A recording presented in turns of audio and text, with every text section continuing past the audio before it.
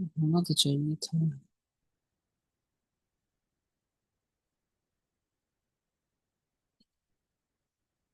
ठीक है।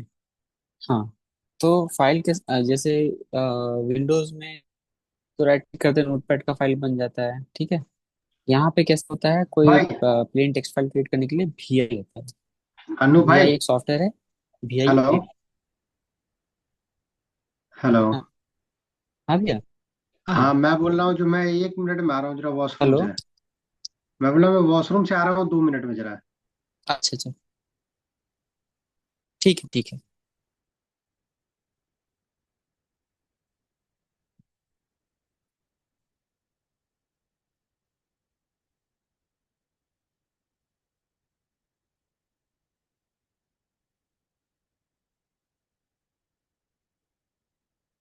ठीक है, थोड़ा वेट कर लेती हूँ।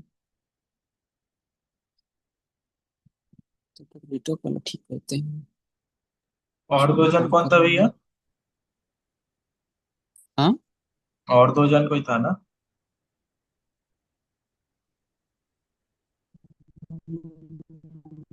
चेक ग्रुप तो नहीं में। किए। ग्रुप में मतलब और दो जन कोई था ना? हाँ। हाँ, एक वो शंकर है और एक कोई हितेश करके है।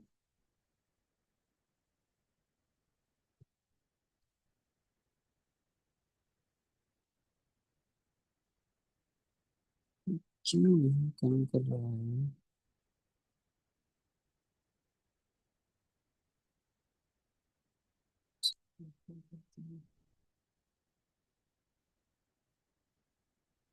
जो ये OEL 711 में सेटअप है ये बेटा था। क्या चीज। अरे वो कौन सा वर्जन वाला ओरेकल सेटअप है हम लोग वाला में?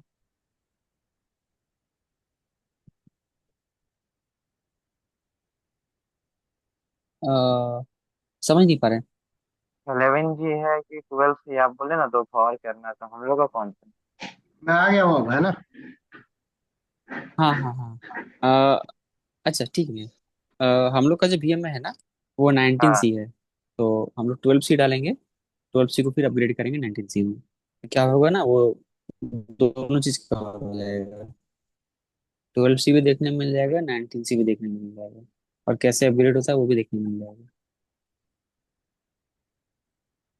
ठीक है ना। ठीक है, वापस आते हैं। हाँ, तो हम लोग थे कि फाइल कैसे क्रिएट होता है। तो इसमें वीआई टूल होता है। तो वीआई और जिस नाम से फाइल क्रिएट करना है, ठीक है ना। तो सपोज मेरे को क्रिएट करना है abc.txt नाम से। इंटर मारेंगे तो एडिटर खुल जाएगा। अब यहाँ पर एक बार दबाएंगे तो यहाँ जो नीचे फाइल का नाम आ रहा है ना, यहाँ पे इंसर्ट लिखा हुआ आने लगेगा। मतलब हम अभी इंसर्ट मोड में जाने वाले हैं, हम गए नहीं है ना। अभी हम लिखेंगे तो नहीं लिखाएगा, आई प्रेस करेंगे तो देखिएगा नीचे इंसर्ट लिखा है। जैसे प्रेस किए इंसर्ट लिखा गया। अब हम कुछ भी लिख सकते हैं।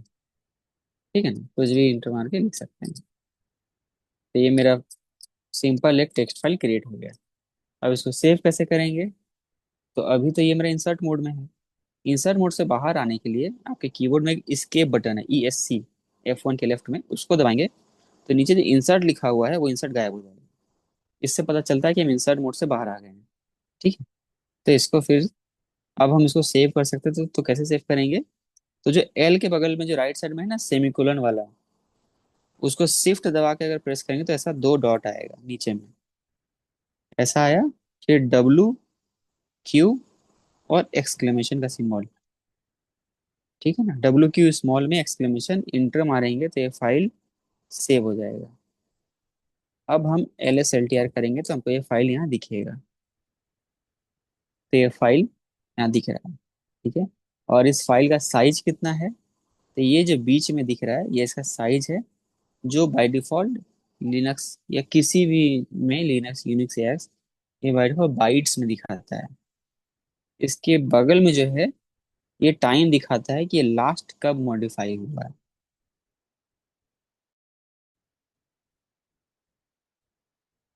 ना। कि वो दिखाता है। अगर लिनक्स में एक और ह्यूमन रीडेबल फॉर्म में भी हम देख सकते हैं, आर के बाद में एच लगा देंगे तो ह्यूमन रीडेबल फॉर्म में दिखाएगा। ठीक है, तो ये इतना छोटा फाइल है कि इसको ये केबी में नहीं दिखा पा रहा है, तो इसको अभी भी फिर ये बाइट में ही दिखा रहा है। ठीक है, फिर भी हम चाहते हैं नहीं वो केबी में देखना ही है, DU-SK और फाइल देंगे तो ये केबी में दिखाएगा। ठीक है, तो ये लगभग ये 4 केबी का फाइल दिखा रहा है। ठीक है, उसी तरीके से ये फाइल बन गया हमारा। अब सपोज हम एक और फाइल क्रिएट कर रहे हैं, .log। इसमें हम कुछ लिखे, लेकिन हम चाहते कि सेव ना हो, है ना। हम कोई ऐसा फाइल में छेड़छाड़ करने लग गए थे जिस फाइल में कुछ छेड़छाड़ नहीं करना था। तो विंडोज में तो एक बार कंट्रोल S दबा तो सब बात बिगड़ गया, कुछ नहीं कर सकते। इसमें जब तक हम फाइल को एग्जिट नहीं मारे तब तक मेरे हाथ में बहुत कुछ है। हम क्या कर सकते हैं, इस्केप कर सकते हैं, फिर वही शिफ्ट सेमीकोलन वाले को दबाएंगे तो 2 डॉट आएगा। हम WQ लगाए थे, WQ नहीं लगाना, सिर्फ Q लगाना है और एक्सक्लेमेशन, तो ये क्विट कर जाएगा। और देखिए हम जो फाइल क्रिएट करना चाह रहे थे ये एक्चुअली में बना ही नहीं होगा, ये फाइल बना ही नहीं। तो ऐसे हम लोग बच सकते हैं किसी गलती से। ठीक है, और क्या क्या हो सकता है VI में। सपोज हम एग्जिस्टिंग फाइल में कुछ चेंजेस करना चाहते हैं, तो VI फाइल का नाम, तो ये फाइल मेरा खुल गया। अब कोई बोल रहा है कि इसमें से मेरे को यहाँ जो JKS लगा, DFG लिखा हुआ, बस इसको मिटाना है, पूरा लाइन नहीं मिटाना है।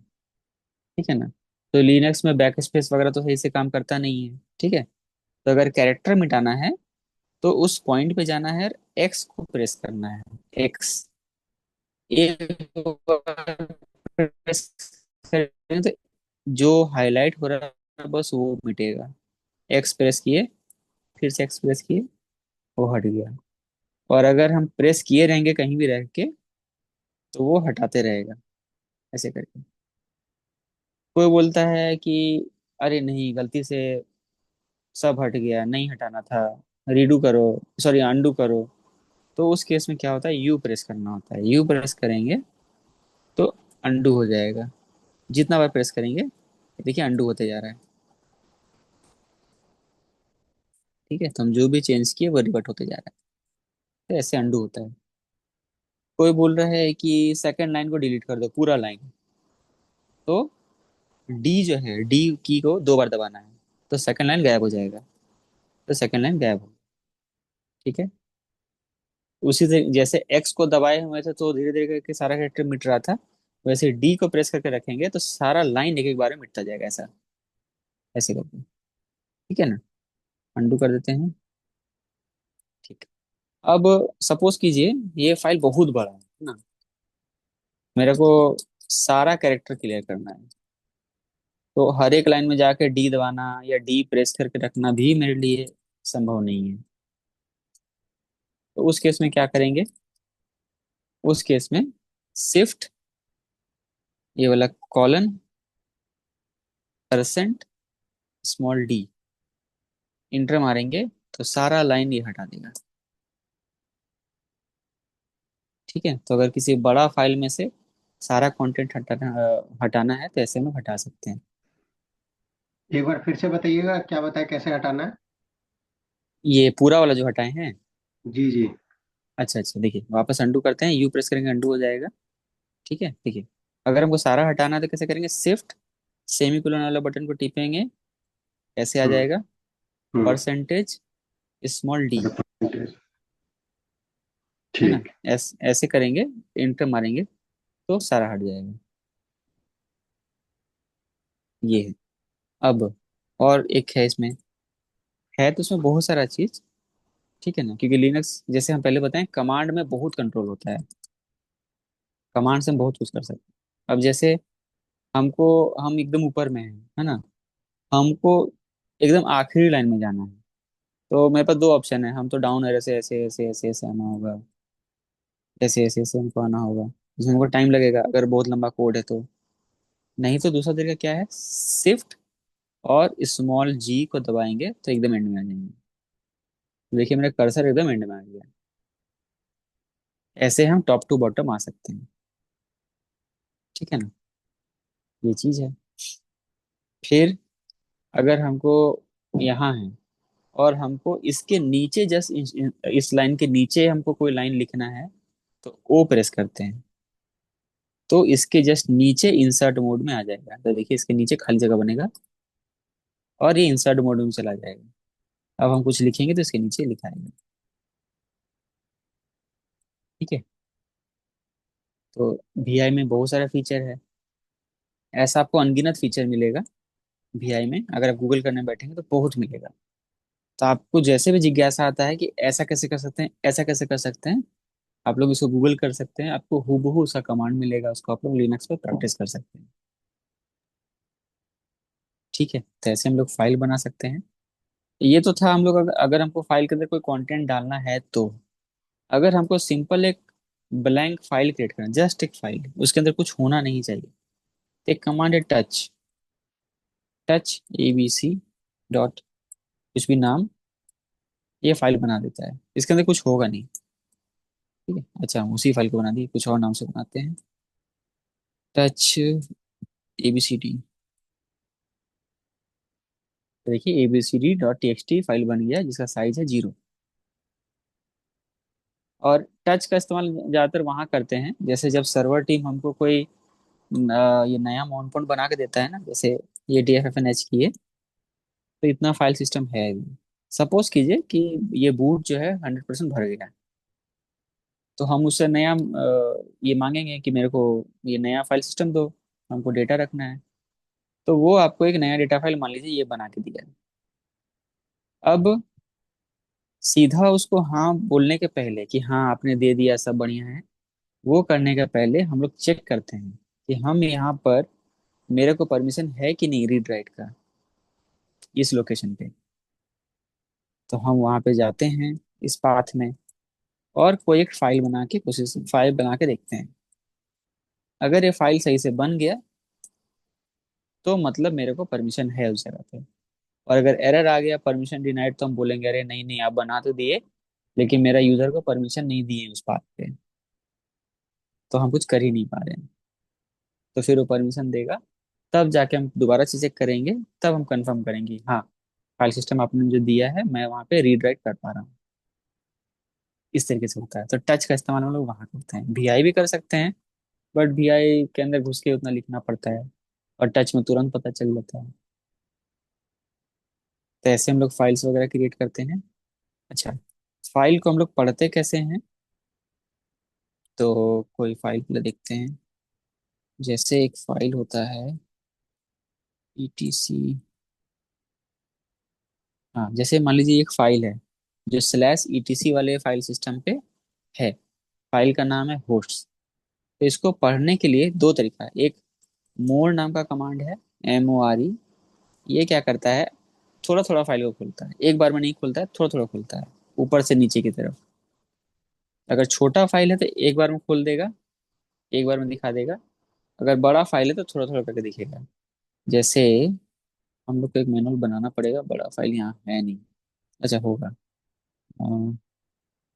etc system etc system dot on.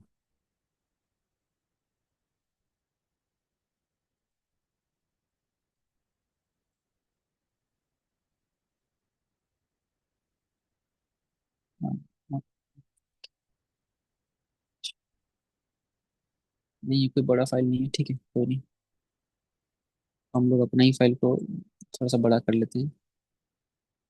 CD folder. अच्छा एक चीज और देखिए, जैसे सपोज कीजिए यहाँ पर फोल्डर नाम का फोल्डर 1 नाम का एक ही फोल्डर है। आप चाहते हैं पूरा कौन लिखेगा, FOL लिखे, पूरा आप नहीं लिखना चाहते हैं, तो शॉर्टकट है FOL लिख के टैब वाला जो बटन है उसको 2 बार प्रेस कीजिएगा तो ऑटोमेटिक टाइप हो जाएगा। यानी उससे मिलता जुलता जो भी फोल्डर होगा वो ऑटोमेटिक लिनक्स जो है पहचान जाता है। ठीक है, जैसे हमको डॉक्यूमेंट्स नाम का जो फोल्डर इसमें घुसना है, तो ऐसा लिखेंगे तो हो जाएगा। लेकिन ध्यान देना है, लिनक्स केस सेंसिटिव है। अगर डी बड़ा लिखा है तो हमको डी बड़ा ही लिखना होगा, विंडोज जैसा नहीं होगा। है ना, जैसे देखिए हम डॉक लिख रहे हैं, ये नहीं पहचान पाएगा। हम टैब मार रहे हैं, ये नहीं पहचान पा रहा है, मिल ही नहीं रहा है। तो हमको डी बड़ा लिखना होगा, फिर बाकी जैसा है। अब टैब मारेंगे तो देखिए ऑटोमेटिक वहां चल जाएगा। तो ये सारा शॉर्टकट है। यूनिक्स में नहीं काम करेगा, यूनिक्स में स्केप काम करेगा। आधा लिखिए, फिर स्केप डालिए। अच्छा, स्केप लिनक्स में भी काम करता है, चलिए ठीक है। तो यूनिक्स में स्केप काम करता है, इसमें टैब काम करता है। इसमें टैब और स्केप दोनों ही काम कर रहा है। तो ऐसे करके हम लोग पूछ सकते हैं। तो चलिए फोल्डर में वापस जाते हैं। यहाँ किसी फाइल को थोड़ा सा बड़ा कर देते हैं, क्योंकि हम लोग को मोर देखना है कि मोर कैसे काम करता है, मोर कमांड। ईबीसी डॉट, ठीक है ना, थोड़ा इसको और लिख देते हैं, बहुत सारा चीज।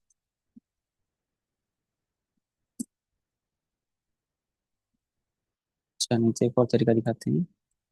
सेव हो गया। सपोज हमको इसी का कंटेंट जो है आ, किसी और फाइल में राइट करवाना है। ठीक है, या इसका चलिए पहले एक कॉपी बनाते हैं। तो कॉपी कैसे बनता है, सीपी कमांड से बनता है। सीपी एबीसी टीएक्सटी, किस नाम से बनाना है, तो हम एबीसी कॉपी नाम से बना रहे हैं। तो इसी का कॉपी क्रिएट हो जाएगा। ठीक है, अब हमको इसका कंटेंट को इसमें अपेंड कराना है, इसमें। ठीक है, तो कैसे होता है, कैट करना है, कैट फाइल का नाम, किसमें अपेंड कराना है। तो ये होता है अपेंड का वो सिंटैक्स, दो बार ग्रेटर देन का साइन। किसमें कराना था, एबीसी डॉट टीएक्सटी में। तो देखिएगा एबीसी डॉट टीएक्सटी में ये अपेंड हो गया। साइज देखेंगे तो उसका साइज आपको डबल मिलेगा नीचे वाले से। तो देखिए इसका साइज जो है जस्ट इसका डबल है, क्योंकि इसमें पहले से वो था, और वही चीज इसमें हम अपेंड करा दिए। अगर हमको अपेंड नहीं कराना है और इसका कंटेंट को सिंपली किसी दूसरे फाइल में रीडायरेक्ट करना है, यानी एक बार लिखना है, तो कैट एबीसी डॉट टी, जो हम ये दो बार दिए हैं उसका जगह इसको एक बार देंगे। ठीक है, और कोई फाइल का नाम देंगे जिसके अंदर अपेंड कराना है। तो देखिए इसके अंदर कोई डेटा नहीं है, हम इसके अंदर लिखना चाह रहे हैं, तो abcd.txt। तो देखेंगे तो इसके अंदर लिखाएगा। तो देखिए दोनों का साइज सेम है। ठीक है, अब मोर ट्राई करते हैं। तो देखिए पूरा नहीं आया ना, आधा खुला। नीचे देखिए क्या लिखा रहा है, ये मात्र 59% दिखाया। और इंटर मारेंगे तो ये और दिखाएगा, 60-61%, धीरे धीरे दिखाएगा। ऐसे पढ़ने में काफी आसान होता है। एक बार में खुल जाएगा, 1000 लाइन का कोड आप पढ़ ही नहीं पाइएगा। फिर ऊपर स्क्रॉल कीजिएगा तो मोर से वहां पे सर्च करते हैं। अगर कोई टेक्स्ट टीएक्सटी फाइल बहुत बड़ा है तो मोर से चेक कर लेते हैं।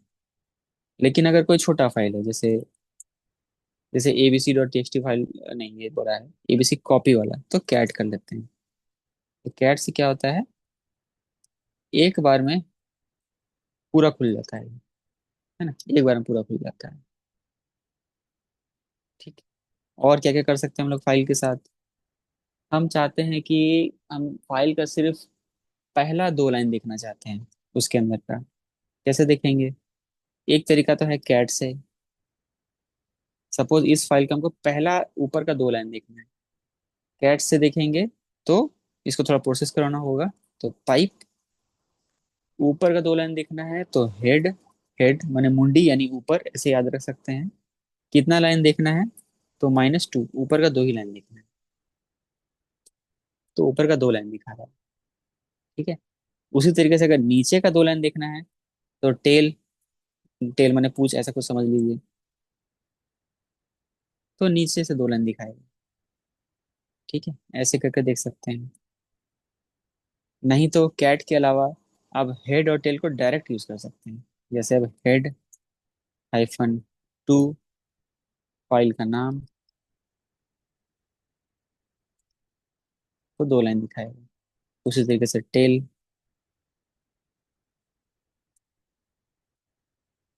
तो नीचे का 2 लाइन दिखाएगा। ऐसे करके यूज कर सकते हैं। ठीक है, तो ऐसा बहुत सारा अनगिनत कमांड है। आपका जैसा रिक्वायरमेंट आएगा उस हिसाब से आपको अपने हिसाब का कमांड मिलता जाएगा। कभी कभी आपको मल्टीपल कमांड यूज कर करके एक सिंगल काम को निकालना होगा। तो ऐसे कर करके हम लोग मतलब ये इवॉल्व होता जाएगा एज पर आपका रिक्वायरमेंट। जैसा रिक्वायरमेंट है आप वैसा कोड लिखेंगे। तो सब इन्हीं सारे कोड से मिलके आपका काम बनेगा, इन्हीं सारे कमांड से। ठीक है, तो ऐसे हो गया हम लोग फाइल्स फोल्डर ऐसे हम लोग मैनेज करते हैं। किसी फाइल और फोल्डर का साइज कैसे देखते हैं? तो ये तो L S L T R से दिख ही जाता है बाइट में, लेकिन फोल्डर का साइज नहीं दिखाता है। ठीक है ना, यहाँ तो कोई फोल्डर है नहीं। थोड़ा अच्छा किसी फोल्डर से बाहर कैसे निकलते हैं? तो सी डी डॉट डॉट करेंगे तो एक फोल्डर से आप बाहर निकलेंगे। एक मतलब एक फोल्डर पीछे हो जाएंगे। जैसे विंडोज में, जैसे हम यहाँ हैं, एक फोल्डर पीछे आना तो हम पीछे क्लिक करते हैं, तो एक फोल्डर पीछे आ गए। कुछ वैसा ही होता है C D space dot dot से एक फोल्डर पीछे आ गए। पहले हम रूट पे थे, रूट स्लैश फोल्डर 1 पे थे, अभी देखेंगे तो हम स्लैश रूट पे आ गए हैं। अब हमको अपना फोल्डर दिखेगा, है ना। तो देखिए यहाँ पर फोल्डर का साइज 56 बाइट आ रहा है। ऐसा हो सकता है क्या? जब फाइल ही यहाँ पर हजार हजार बाइट का है, फोल्डर का साइज 56 बाइट कैसे हो सकता है? तो L S L T R का जो आउटपुट होता है वो फोल्डर के लिए सही नहीं दिखाता है। ठीक है ना। तो फोल्डर का साइज देखने के लिए हम कैसे देखेंगे? तो डी यू यानी disk utilisation hyphen S H यानी सम, और एच बोले तो ह्यूमन रीडेबल फॉर्म में दिखाएगा फोल्डर का नाम। तो 12 KB का है ये फोल्डर। ठीक है, इस तरीके से हम लोग देख सकते हैं। अगर फोर्सफुली अगर हमको नहीं केबी में नहीं देखना है, हमको एमबी में ही देखना है, तो एस एम, इसी को चेंज कर देते हैं एस एम।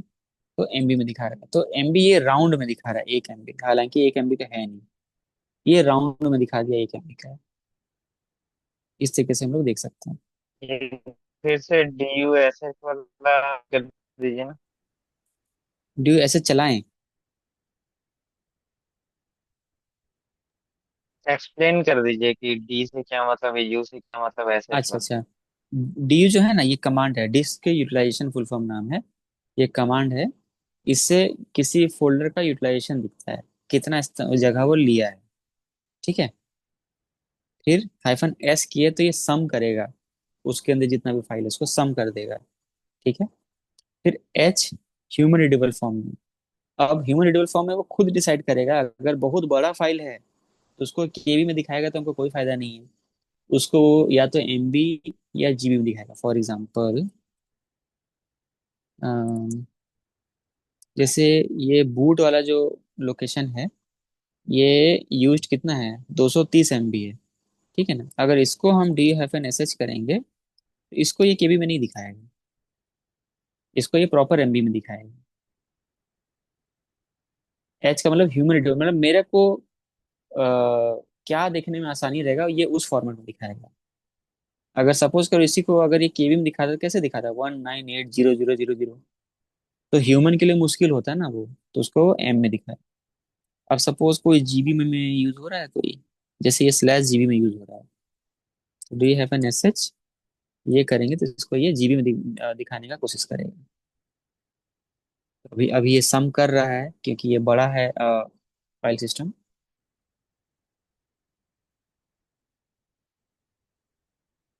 किसी किसी अच्छा, कोई कोई फाइल नहीं है, कोई दिक्कत नहीं है।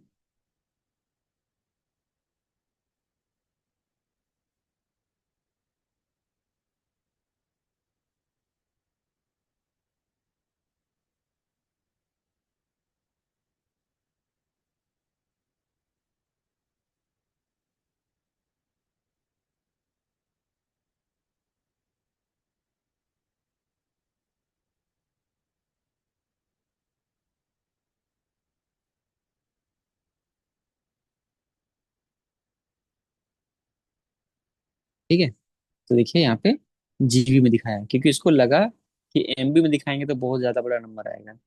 तो जीबी वहाँ पे अच्छा था तो वो जीबी दिखाया। लेकिन एआईएक्स में एच नहीं काम करेगा या यूनिक्स पे। ठीक है, एआईएक्स में तो क्या है कि do you have an S G, यानी जीबी वाला काम करता है और केबी वाला काम करता है।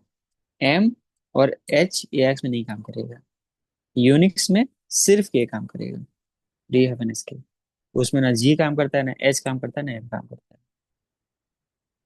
ठीक है, तो ये सारा ये कमांड्स का थोड़ा सा डिफरेंस है। तो ऐसे हम लोग फोल्डर का साइज देखते हैं। और ऐसा नहीं कि इससे हम फाइल का साइज नहीं देख सकते, हम फाइल का भी देख सकते हैं। ठीक है, हम इस फोल्डर में घुस जाते हैं। ठीक है, हम चाहें तो डी एफ एन एस के करके हम फाइल का नाम दे सकते हैं। ये फाइल का भी दिखाएगा। ठीक है, 4 KB का है। ये राउंड में दिखा देता है, और कुछ नहीं। इसीलिए फाइल पे हम लोग थोड़ा सा LTRH पे थोड़ा सा ज़्यादा भरोसा करते हैं। ठीक है, और अगर बड़ा फाइल है तो डी एफ एन एस के, SG ऐसे हम लोग चलाते हैं, तो ठीक दिखाता है। ऐसे हम लोग साइज भी देख लेते हैं फाइल का।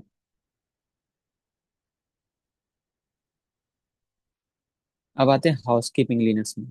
हाउसकीपिंग बोलने का मतलब है लिनक्स पे बहुत सारा फाइल्स लॉग्स वगैरह क्रिएट हो रहा होता है, जो मेरा डीबी का रिलेटेड। ठीक है ना, तो हम लोग को वो सब भी क्लियर करना पड़ता है। तो जैसे क्या हम एक एक फाइल जाके हम क्रिएट करेंगे? जैसे यहाँ पे ये 3 फाइल है, मेरे पास 2 ऑप्शन है। हम एक एक करके ये फाइल डिलीट करें तो RM से डिलीट होता है। RM स्पेस फाइल का नाम देंगे तो फाइल डिलीट हो जाएगा। अगर एक एक करके डिलीट करना है तो एक एक करके फाइल का नाम देना है। एक बार में 3 फाइल डिलीट करना है तो एक बार में ऐसे फाइल 1 फाइल 2 फाइल 3 ऐसे करके नाम देंगे तो तीनों फाइल डिलीट हो जाएगा। अगर हम जहाँ पर है सारा ही फाइल डिलीट करना है तो स्टार मार देंगे, तो सारा डिलीट हो जाएगा। अगर चाहते हैं कि किसी खास पैटर्न का फाइल डिलीट हो, जैसे ABC डी, जिसमें हो बस वही फाइल डिलीट हो, तो ऐसे करेंगे। तो यस नो पूछ रहा है। अगर हम चाहते हैं कि यस नो ना देना पड़े तो यहाँ पे -F लगा देंगे तो यस नो नहीं मांगेगा, सिंपल डिलीट कर देगा। देखेंगे ABCD जिसमें था वो डिलीट हो गया होगा। ऐसे करके डिलीट होता है। तो ये एक एक फाइल हटाना भी हाउसकीपिंग है। लेकिन हम लोग जब Oracle DB इंस्टॉल कर लेंगे ना, तो उसका लॉग बहुत जनरेट होता है। और एक दिन में नहीं भी तो 100-200 जनरेट होता है।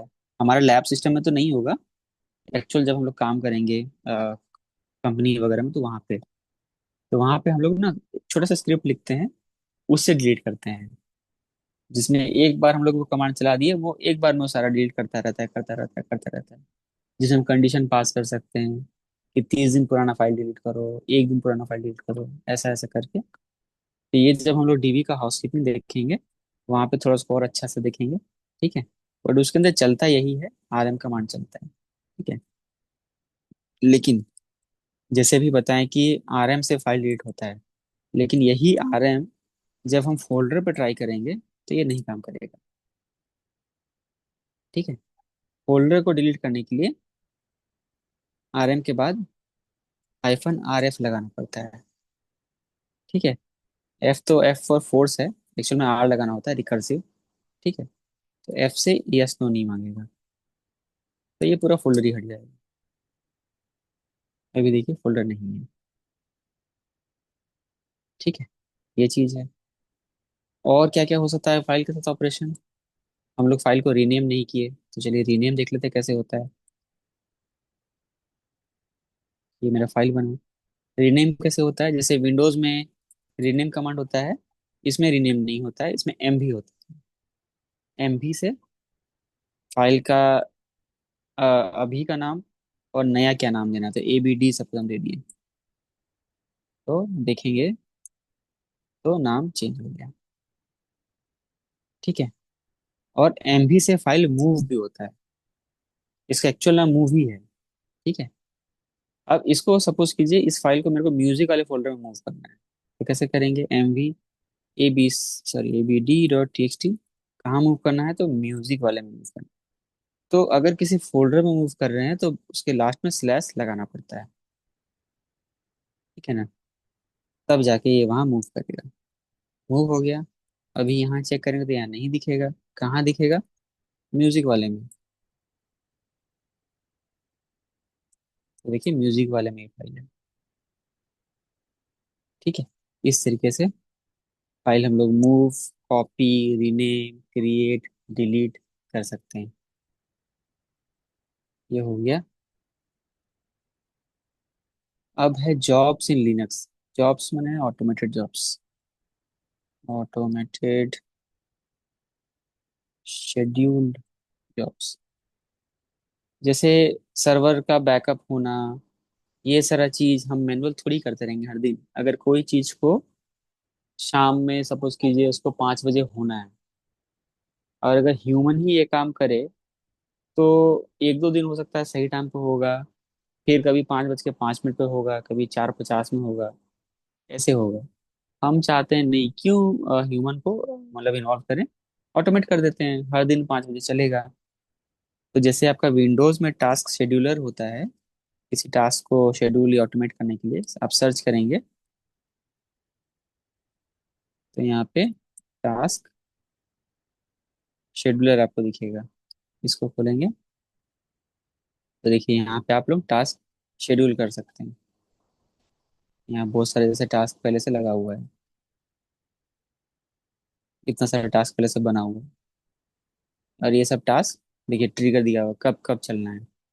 तो @19:27 एवरीडे चलना है, @11:15 एवरीडे चलना है, ऐसे करके ये हर दिन ऑटोमेटिक चलता है। वैसे ही लिनक्स में क्रॉन टैब है। तो हम लोग क्रॉन टैब थोड़ा देख लेते हैं। तो फिलहाल इसमें कोई क्रॉन टैब होगा नहीं अभी, क्योंकि एकदम फ्रेश सर्वर है, शायद ना हो। हाँ ठीक है, पूरा ये खाली पड़ा हुआ है। ठीक है, तो क्रॉन टैब में हम लोग स्क्रिप्ट्स वगैरह को शेड्यूल करते हैं या किसी कमांड को शेड्यूल कर देते हैं। एक स्क्रिप्ट अगर हम लोग बना लिए, जैसे डीबी का बैकअप लेना है, तो बैकअप करके स्क्रिप्ट बना लिए और क्रॉन टैब में उसको हम लोग शेड्यूल कर देते हैं। तो वो उसमें चलता रहता है पर्टिकुलर उस टाइम फ्रेम पे। और वो टाइम फ्रेम का फॉर्मेट कैसा होता है, तो जब हम लोग वो जॉब शेड्यूल करेंगे ना, इसको हम लोग उस समय पे चर्चा करेंगे कि उसका हर एक वैल्यू का क्या मतलब है। एक पैटर्न होता है, आगे जैसे 5 होगा, फिर स्टार होगा, स्टार होगा, स्टार होगा, स्टार, कुछ इस टाइप का होता है, जिसमें स्टार्टिंग वाला 5 मतलब कितने मिनट पे चलेगा, उसके बाद वाला कितने घंटे पे, उसके बाद दिन, फिर हफ्ता, महीना, ऐसा कुछ कर करके फॉर्मेट होता है। तो जब हम लोग कल ये क्रॉन शेड्यूल करेंगे, जब शेड्यूलर जॉब पढ़ेंगे उसमें एक बार क्रॉन टैब को दोबारा से रिव्यू करेंगे। तो क्रॉन टैब का ये यूज़ है। ठीक है, तो आज इतना ही रखते हैं, क्योंकि बेसिक लिनक्स हम लोग को आना चाहिए आगे बढ़ने के लिए, इसलिए पहले लिनक्स कवर किए। ठीक है, नेटवर्क वाला नहीं हो पाया क्योंकि नेटवर्क वाला थोड़ा मेरे को डिबग करना पड़ेगा। ये आईपी पता नहीं क्यों नहीं ले रहा था, तो ये करके कल जब हम लोग आरडीबी में इसमें घुसेंगे तो एक बार इस नेटवर्क वाले को ठीक कर देंगे। तब तक आप लोगों को क्या क्या करना है, VMware इंस्टॉल करके जो लिनक्स का VM है वो आपको रेडी करके रख लेना है, और थोड़ा थोड़ा कमांड वगैरह चला चला के प्रैक्टिस करते रहिए। ठीक है, ठीक है। तो है ना, तो कल हम लोग जैसे वो नेटवर्क वाला वो सेटिंग करवाएंगे, वो भी आप लोग कर लीजिएगा। तो कल हम्म। फिर पुट्टी दिखा देंगे कि पुट्टी में आप जब पूछ रहे थे आईपी डालना है कहाँ पे, तो कैसे हम्म। कनेक्ट होता है, फिर कैसा इंटरफेस आता है, वो फिर कल दिख जाएगा। ठीक है, अगर ये फिर से आप रिकॉर्डिंग की हुई ये फिर से देखने के लिए फिर ग्रुप पे डालोगे क्या? हाँ, ये जो ड्राइव है ना, उसी हम्म। ड्राइव में एक फोल्डर हम बना के डेली बेसिस पे अपलोड कर देंगे।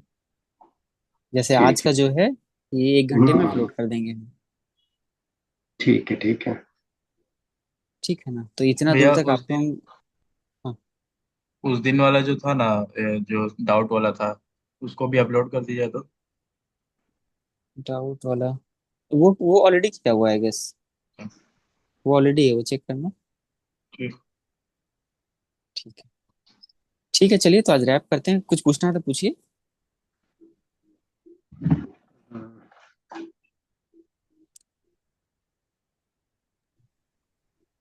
मेरे को कोई डाउट नहीं है भैया। ओके, ठीक है। बाला दिया आपको। मैंने एक जगह कुछ लिखा था। हाँ, अच्छा हो गया, ये फाइल जो क्रिएट करना था उसमें वी आई करके करते हैं ना, लिख के? हाँ, BI कमांड से करते हैं। ठीक है, वही मैं फाइल क्रिएट वाला था। ठीक है। ठीक है, तो ये सबको ना प्रैक्टिस कीजिएगा, है ना। कुछ भी हम्म। डाउट होगा उसको नोट करके रखिएगा।